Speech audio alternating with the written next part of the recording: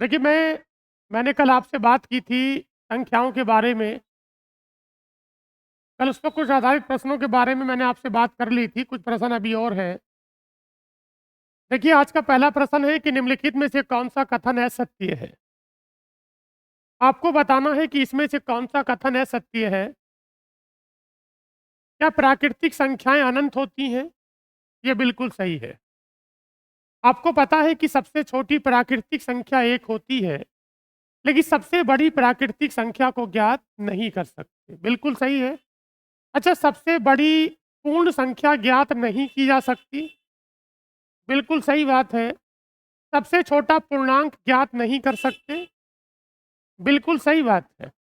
आपको पता है जो पूर्णांक होते हैं, जो इंटीजर्स होते हैं, वो प्लस में भी होते हैं और वो माइनस में भी होते हैं।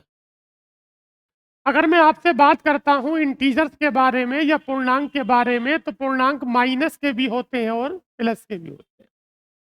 मैं जैसे ही 0 से बाईं तरफ चलता हूँ, उनका मान घटता चला जाता है। 0 से छोटा -1, -1 से छोटा -2।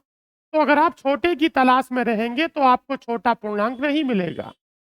अच्छा, सबसे छोटी अभाज्य संख्या ज्ञात नहीं की जा सकती। ये तो ज्ञात की जा सकती है। आपको पता है सबसे छोटी अभाज्य संख्या क्या होती है? 2। सबसे छोटी अभाज्य संख्या को ज्ञात कर सकते हैं और वो क्या कर रहा है? मना कर रहा है। तो क्या होगा? गलत। और यही मेरे प्रश्न का उत्तर होगा, क्योंकि आपसे यही पूछा था कि कौन सा असत्य है। अगला प्रश्न है आपका, निम्न कथनों का अध्ययन करें। अभाज्य संख्याओं का योग एक अभाज्य संख्या होगी। अभाज्य संख्याओं का योग क्या होगी? अभाज्य संख्या होगी। क्या 3 एक अभाज्य संख्या है? क्या 7 एक अभाज्य संख्या है? जोड़कर तो भाज्य हो रहा है।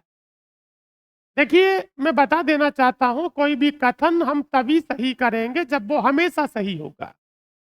आपको पता है कि कुछ केस में अगर मैं अभाज्य संख्याओं को जोड़ूंगा तो उनका योग अभाज्य होगा। आपको पता है क्या 2 एक अभाज्य संख्या है? और आपको पता है कि 3 अभाज्य संख्या है। 2 एक अभाज्य संख्या है, 3 एक अभाज्य संख्या है, लेकिन जब दोनों को जोड़ते हैं तो 5 आता है। तो 5 तो अभाज्य है। लेकिन अगर आप 3 और 7 को लेंगे तो जोड़कर क्या आता है? 10 आता है। इसका मतलब है कि अगर मैं अभाज्य संख्याओं का योग करूंगा, अगर मैं अभाज्य संख्याओं का योग करूंगा तो उनका योग अभाज्य संख्या हो, ये जरूरी नहीं है। हर स्थिति में जरूरी नहीं है। इसका मतलब ये गलत हो गया। 2 अभाज्य संख्याओं का गुणनफल एक अभाज्य संख्या होगी। 2 अभाज्य संख्याओं का गुणनफल अभाज्य संख्या होगी, ये सही है। अच्छा, ये 2 तिया कितना हुआ? 6। क्या 6 अभाज्य है क्या? 7 तिया 21 अभाज्य है। 21 अभाज्य है कि भाज्य है? ये भी गलत होगा। ये भी गलत होगा। ये तो कभी भी सही नहीं होगा, किसी हाल सही नहीं होगा दूसरा वाला। इसके दोनों गलत हो गए तो क्या लगाते हैं? ए वाला। देखिए साहब, अगला प्रश्न, प्रत्येक भाज्य संख्या रखती है। जो कंपोजिट नंबर है वो क्या करता है? देखिए, प्रत्येक भाज्य संख्या कोई अभाज्य भाजक नहीं रखती है। गलत हो गया। अच्छा बताओ, सबसे छोटी भाज्य संख्या क्या है? 4 है। आपको पता है 4 1 से भी कटता है, 4 2 से भी कटता है और 4 4 से भी कटता है। इसी के आधार पे उत्तर दे दो। जो इस बात को मानता है वो सही होगा, जो नहीं मानता है वो गलत हो जाएगा। आपको पता है 4 सबसे पहले 1 से कटता है, फिर 2 से कटता है, फिर 4 से कटता है। एक बात मुझे बताओ, इसने कहा है कि प्रत्येक भाज्य संख्या, अर्थात दुनिया में जितनी भाज्य संख्याएं हैं, क्या वो कोई भी अभाज्य भाजक नहीं रखती हैं? बिल्कुल रखती हैं। बताओ 4 किससे कटता है और बताओ कि 2 अभाज्य है कि नहीं है। इसका मतलब है कि ये गलत हो गया। अच्छा, कम से कम एक अभाज्य भाजक रखती है। कम से कम एक अभाज्य भाजक रखती है, ये गलत है।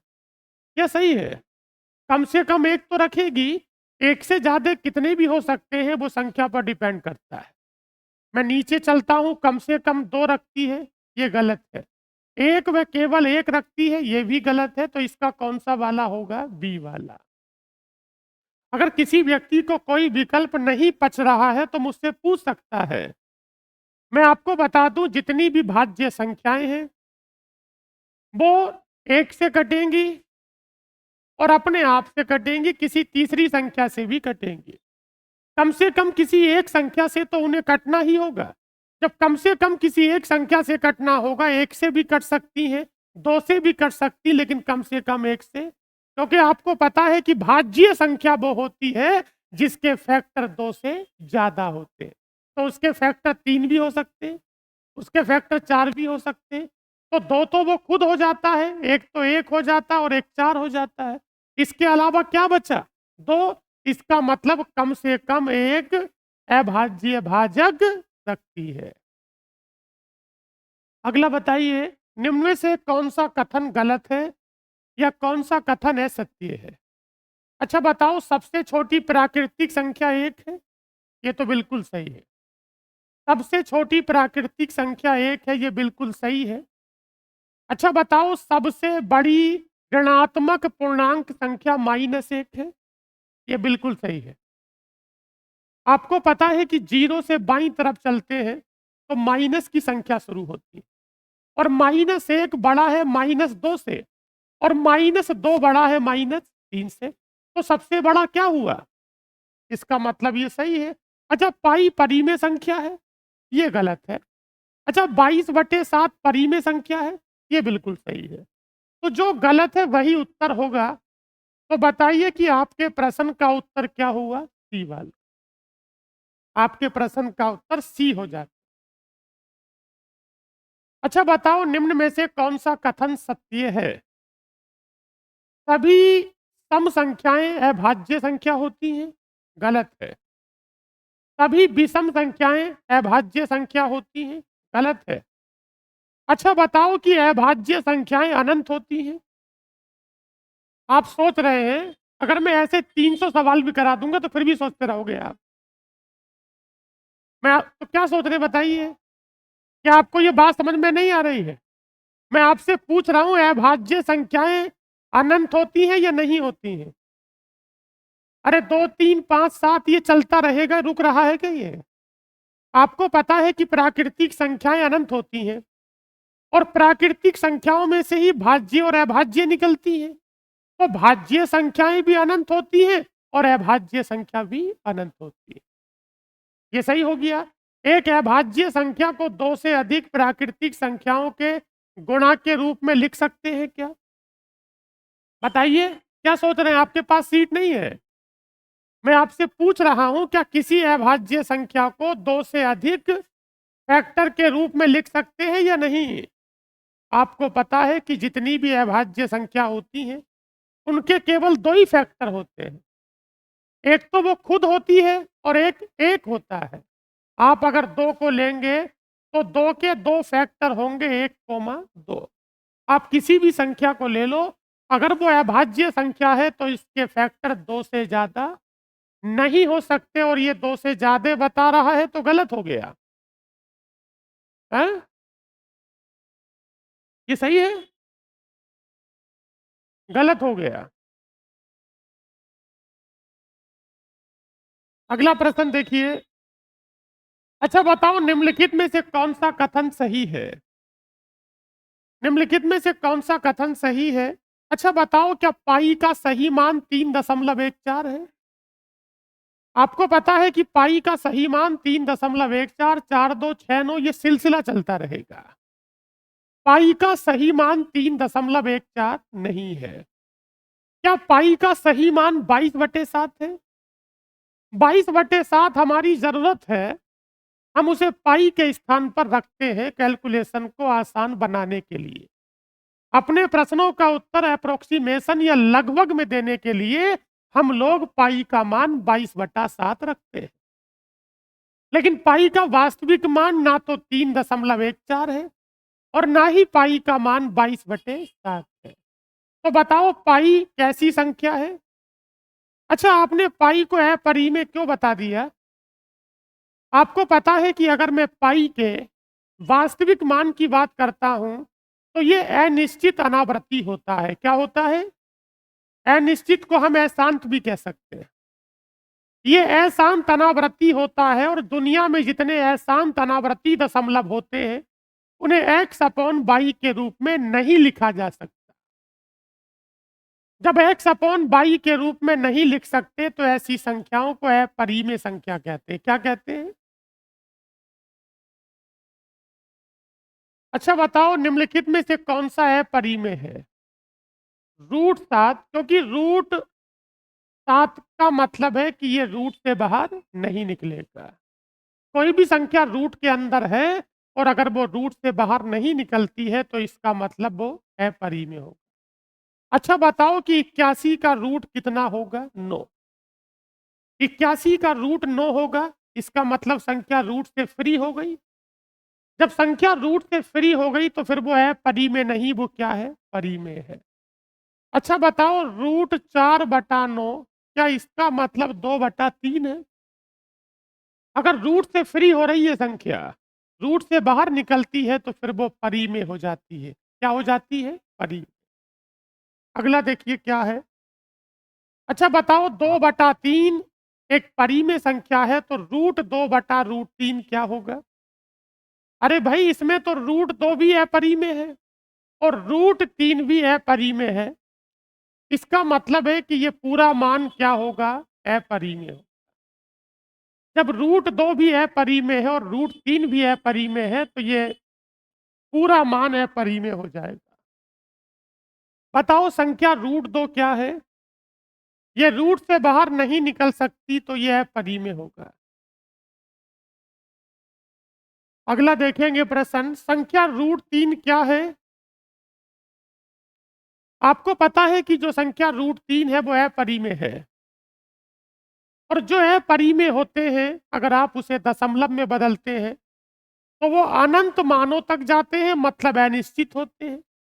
और वो आवर्ती नहीं होते, वो अनावर्ती होते हैं। अनावर्ती का मतलब वो गैर आवर्ती होते हैं। बात क्लियर हो गई? मैं आपको बता देना चाहता हूं, दशमलव दो प्रकार के होते हैं, निश्चित और अनिश्चित। और अनिश्चित भी दो प्रकार के होते हैं, आवर्ती और अनावर्ती। अगर रूट 3 का मान केवल ये होता 1.732, ये 2 पर रुक जाता है। अगर रूट 3 का मान, एक संभावना की जा रही है कि अगर रूट 3 का मान केवल ये होता 1.732, तो ये दशमलव निश्चित होता। क्या होता? और निश्चित दशमलव को परिमित बोलते हैं। क्या बोलते हैं? परिमित।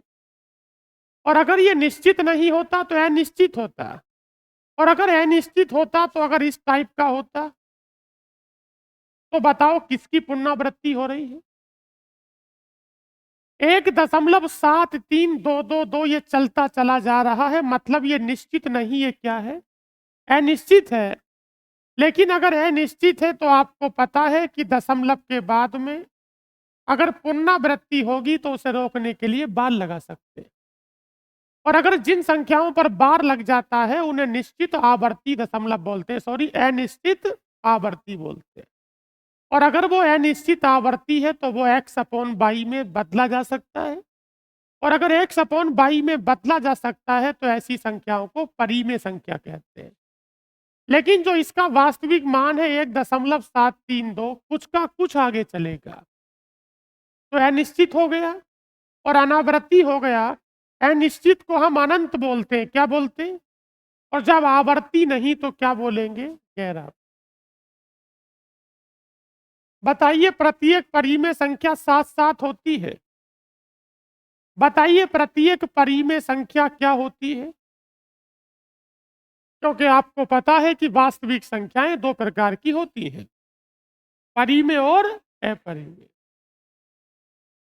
अगला प्रश्न है, जब एक प्राकृतिक संख्या को दूसरी प्राकृतिक संख्या से भाग लगाए तो रिजल्ट क्या मिलेगा, ये बताइए। आपको कौन सा लग रहा है, बताइए पढ़ के।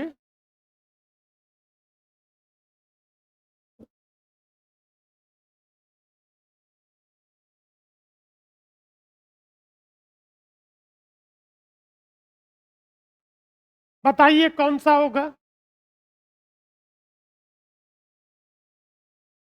ऐसे कितने हैं जिनका ये आ रहा है कि हमेशा प्राकृतिक संख्या होगी? जब एक प्राकृतिक संख्या को दूसरी प्राकृतिक संख्या से भाग लगाते हैं, जब एक प्राकृतिक संख्या को दूसरी प्राकृतिक संख्या से भाग लगाते हैं, जब एक प्राकृतिक संख्या को दूसरी प्राकृतिक संख्या से भाग लगाते हैं, जब एक प्राकृतिक संख्या को दूसरी प्राकृतिक संख्या से भाग लगाते हैं, आपके पास इस टाइप की कुछ कंडीशंस मिलेंगी। जब आप पहली प्राकृतिक संख्या 1 को दूसरी 2 से भाग लगाओगे तो 1/2 मिलेगा। जब आप 2 को 3 से भाग लगाओगे तो 2/3 होगा। लेकिन जब 4 को 2 से भाग लगाओगे तो केवल, और 8 को 4 से लगाओगे तो केवल, और 12 को 4 से लगाओगे तो 3। तो 2 तरह के उत्तर आपको मिल रहे हैं। अगर 2 तरह के उत्तर मिल रहे हैं तो बताइए कौन-सा ऑप्शन आपके हिसाब से ठीक है? कौन-सा वाला? अब भी आपसे सवाल सही नहीं हो रही है। अच्छा बताओ, कभी एक प्राकृतिक संख्या और कभी अपरिमेय संख्या? अरे गलत है ये तो। अच्छा हमेशा अपरिमेय होगा। अच्छा बताओ हमेशा प्राकृतिक होगी, लेकिन हमेशा क्या मिलेगी? जब एक प्राकृतिक संख्या को किसी दूसरी प्राकृतिक संख्या से भाग लगाते हैं, तो जो संख्या आपको मिलेगी या तो वो x/y के रूप की होगी, या वो केवल प्राकृतिक संख्या होगी और प्राकृतिक है, और यह इस रूप की है। ऐसी दोनों संख्याओं को क्या कहते हैं? परिमेय संख्या कहते हैं। ये क्या हो गया? हैं?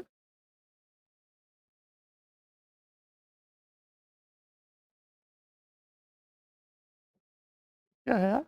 ये कुछ बैठा है इसमें क्या? यदि n एक प्राकृतिक संख्या है, यदि n एक प्राकृतिक संख्या है तो रूट n क्या है बताइए?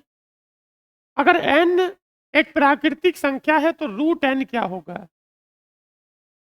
यार ये क्या हो रहा है? हैं? अच्छा बताओ भाई, अगर n प्राकृतिक संख्या है, अबे यार अजीब ही कहानी है। एक बात मुझे बताइए, क्या 1 का रूट 1 होगा? अच्छा बताओ, इस रूट 2 का रूट नहीं निकलेगा। इतना कुछ गेम हो गया इसमें, दिक्कत नहीं लेकिन। हैं? अच्छा बताओ, रूट 2 का मतलब 2। अच्छा क्या 3 का रूट निकलेगा? नहीं निकलेगा। लेकिन मैं 4 लगाता हूं तो बताओ 4 का रूट कितना होगा? हम्म, 4 का रूट कितना होगा? कहाँ से आ गया यार ये? अच्छा बताओ, हमारे पास n कैसी संख्या है? प्राकृतिक संख्या है। जब n प्राकृतिक संख्या है तो रूट n के मान क्या क्या हो सकते हैं? अच्छा बताओ, 1 का रूट क्या हुआ? अच्छा 2 का रूट निकलेगा? नहीं। 3 का रूट? नहीं। लेकिन मैं 4 लगाता हूं तो 4 का रूट क्या हो गया? 2। 4 का रूट 2 हो गया। तो बताओ ये मान आपको किस टाइप के दिखाई दे रहे हैं? कई केस में क्या दिख रहा है?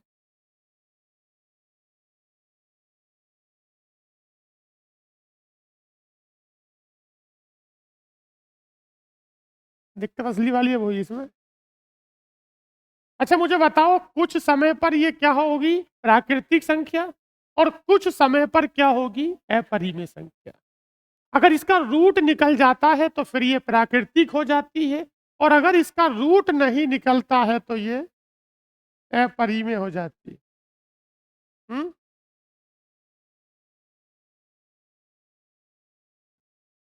हम्म?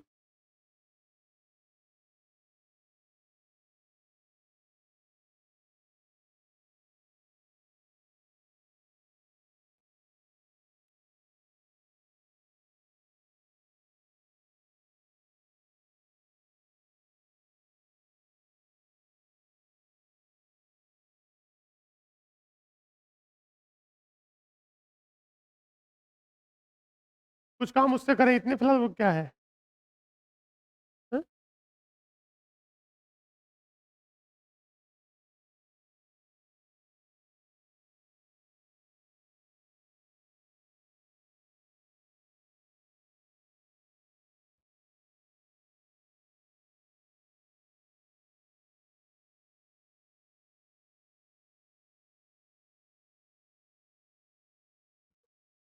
घटना हो रही है, सबको पता है।